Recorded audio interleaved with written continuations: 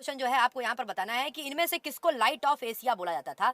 मतलब कौन है जिसको हम लोग एशिया के प्रकाश के रूप में जानते हैं। That was a Rumi, Buddha, Gandhi ji या स्वामी विवेकानंद। तो हमारी एक 9th की बुक थी जिसको हम लोग बोलते थे लाइट ऑफ एशिया। शायद पता नहीं आप लोगों ने वो बुक पढ़ी है या नहीं। तो उसमें हमको बताया गया है किसके बारे में, तो गौतम बुद्ध के जन्म से लेकर के उनकी जो भी जीवन की प्रमुख घटनाएं हैं उस लाइट ऑफ एशिया नाम की बुक में लिखी हुई है। क्योंकि हमारे यहाँ पर जो लाइट ऑफ एशिया हम लोग किसको बोलते हैं गाइज, वो हम लोग बोलते हैं जैसे कि गौरव ने बताया कि सर बुद्ध को बोलते हैं। That was the Gautam Buddha. तो ये हमारा पहला क्वेश्चन था जो कि हमारे पिछले साल जीडी का जो एग्जाम हुआ था वो पूछा गया था। क्या ये कठिन लग रहा है क्या कि बहुत कठिन क्वेश्चन है, हम इसको कर नहीं पाएंगे। चलिए आगे देखते हैं। आगे हमारे पास आता है, इनमें से कौन सा अंतःस्रावी प्रणाली का हिस्सा नहीं है। इनमें से कौन सा इंडोक्राइन सिस्टम का पार्ट नहीं है गाइज। यहाँ पर आपको दिख रहा होगा कि हमारी जो स्लाइवरी ग्लैंड है, गाइज यहाँ पर दिख रहा होगा जो हमारी स्लाइवरी ग्लैंड है वो यहाँ पर इसका हिस्सा नहीं है, जो हार्मोन्स का स्रावण नहीं करती है। तो गाइज यहाँ पर इंडोक्राइन ग्लैंड्स की अगर हम लोग बात करें वो होती क्या है, तो इंडोक्राइन ग्लैंड्स वो होती हैं जो हमारे शरीर में हार्मोन्स का स्रावण करती हैं। हार्मोन्स जिन जो है सिक्रीशन करती हैं और ब्लड में जाता है। तो पीनल ग्लैंड ये जिस हार्मोन्स का सिक्रीशन करती है उसका नाम है सेरोटोनिन और मेलाटोनिन हार्मोन जो कि ब्लड में जाता है। थाइमस ग्लैंड जो कि थाइमोक्सिन नाम का हार्मोन्स ब्लड में छोड़ती है। एड्रिनल ग्लैंड से एड्रिनलिन नाम का हार्मोन जिसको इमरजेंसी हार्मोन भी बोलते हैं ये भी ब्लड में जाता है। लेकिन स्लाइवरी ग्लैंड हमारी अंतःस्रावी नहीं है लार ग्रंथि, ये बहिर्स्रावी है, मतलब एक्सोक्राइन ग्लैंड है जिससे हमारा जो लार है वो बाहर की तरफ निकलता है, बाहर आता है। तो यहाँ पर जो सही जवाब हो जाएगा वो हो जाएगा हमारा बिल्कुल स्लाइवरी ग्लैंड। अभी आपके पास आती है the book India 2020 is written by. जो इंडिया 2020 बुक है ये किसने लिखी हुई है, that was the Abdul Kalam, that was Pranab Mukherjee, Prasoon Joshi या रामनाथ कोविंद। तो कौन थे जो एक प्रोफेसर थे और जिनको हम लोग पीपल्स प्रेसिडेंट के नाम से जानते हैं। लार्जेस्ट इंडोक्राइन ग्लैंड जिसने पूछा है वो है थायराइड ग्लैंड। गौरव, थायराइड ग्लैंड जो है वो लार्जेस्ट इंडोक्राइन ग्लैंड है। तो हमारा जो प्रीवियस ईयर में क्वेश्चन पूछा गया ये था हमारा एक बुक का नाम जिसको लिखा है किसने, जो कि हमारे भारत के एक प्रोफेसर साहब रहे हैं जिनको हम लोग पीपल्स प्रेसिडेंट भी बोलते हैं। क्या नाम था उनका, भारत रत्न उनके नाम के आगे लगा रहता है और उनका नाम है डॉक्टर APJ अब्दुल कलाम। इन्होंने इस बुक को लिखा। इसके अलावा विंग्स ऑफ फायर नाम की बुक भी अब्दुल कलाम की बहुत फेमस है जो अलग अलग एग्जाम में हमको देखने को मिलती है। आगे चलते हैं, जैसे कि हमारे जो कंप्यूटर जी बोले सर गाइस शेयर कर दो अपने दोस्तों के साथ जो भी उस 40,000 वैकेंसीज की तैयारी कर रहे हैं कि भाई जीए का पेपर कैसा आता है, जीए का पेपर कैसा आता है इस 40,000 वैकेंसीज जो एसएससी जीडी की हैं। तो हम यहाँ पर पिछले साल के पेपर को डिस्कस कर रहे हैं जो हमारे एग्जाम में क्वेश्चन पूछे गए हैं। 25 क्वेश्चन जो जीए के आते हैं, हमने 2 शिफ्ट के क्वेश्चन 50-50 यहाँ पर लेकर के आए हैं। तो गाइस जल्दी से अपने दोस्तों के साथ शेयर करो और यहाँ पर हम लोग डिस्कस करेंगे। तो अंबुज हमारे साथ आ चुके हैं।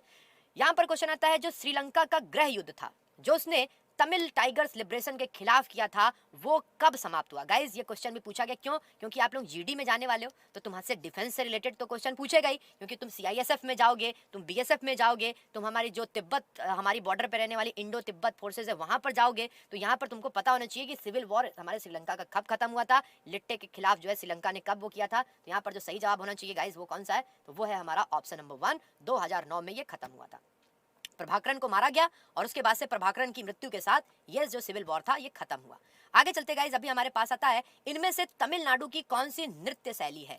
तमिलनाडु में होने वाला एक डांस जो आपको दिखता है दैट इज भारतनाट्यम, मोहिनीअट्टम, कुचिपुड़ी और कथक। गाइस क्या होना चाहिए सही जवाब, कौन सा तमिलनाडु में, तो गाइस मोहिनीअट्टम केरल में होता है, ठीक है। इसके अलावा हम लोगों को कथकली भी केरल में देखने को मिलता है।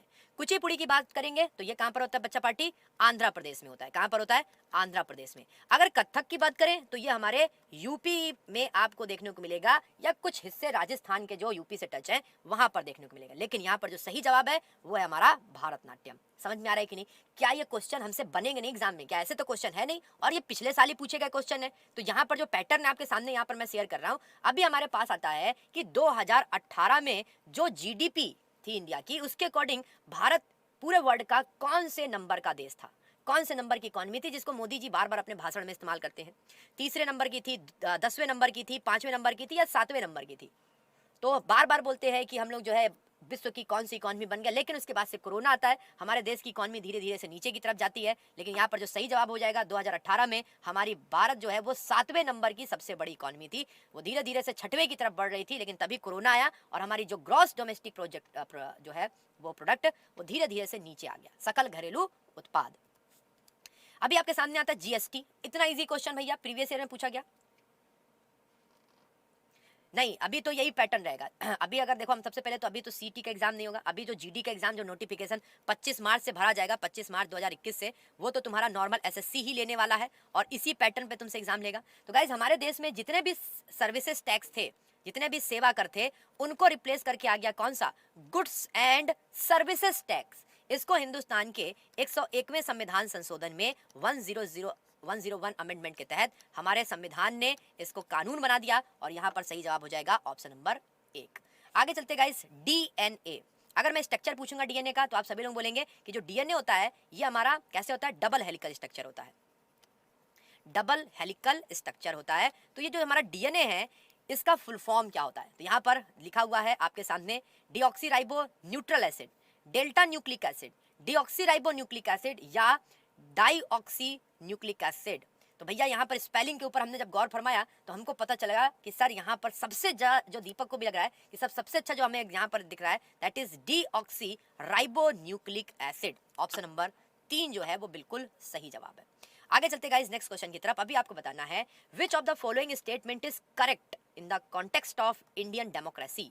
हमारी जो डेमोक्रेसी है उसको लेकर के सबसे अच्छी बात कौन सी है, लोकतंत्र का मतलब क्या होता है, allow public to choose the peoples, अपने लोगों को चुन करके हमें संसद में भेजना, लोगों को वित्तीय आपातकाल में देश चलाने की अनुमति दे देना, लोगों को तीर्थ यात्रा में करों को टैक्स देना या सेना को देश पर शासन करने की अनुमति देना। तो गाइस प्रियम्बल में हमारी बात लिखी गई है डेमोक्रेसी में, to the people, by the people, for the people. जनता के द्वारा जनता के लिए जो सरकार चुनी जाती है वही डेमोक्रेसी को बताती है। तो यहाँ पर संजय सही जवाब क्या होना चाहिए, जनता 1 नंबर के ऊपर जाएगी, क्योंकि जनता के द्वारा हम चुनते हैं, वोटिंग होती है तो हमको अधिकार होता है कि हम किसको वोट करें, किसको